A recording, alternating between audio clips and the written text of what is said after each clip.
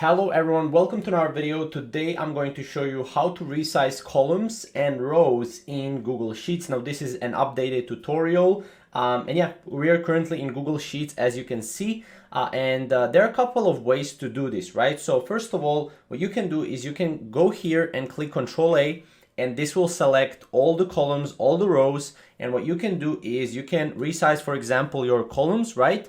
You can resize it like this and you will get all the same size of columns, right? If you want to do it with rows, you can again go to the row with just one row, adjust it, and again, you will get it the same way, right?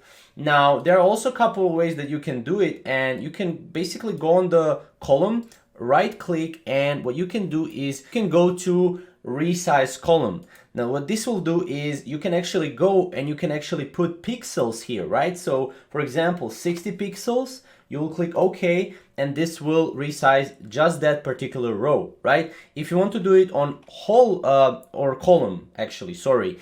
Now if you want to do it on every single column, what you can do is you can select the column, hold shift and left click on the column that you want to resize all the columns, right? So and then what you can do is right click, resize, and you can put, for example, 70, right?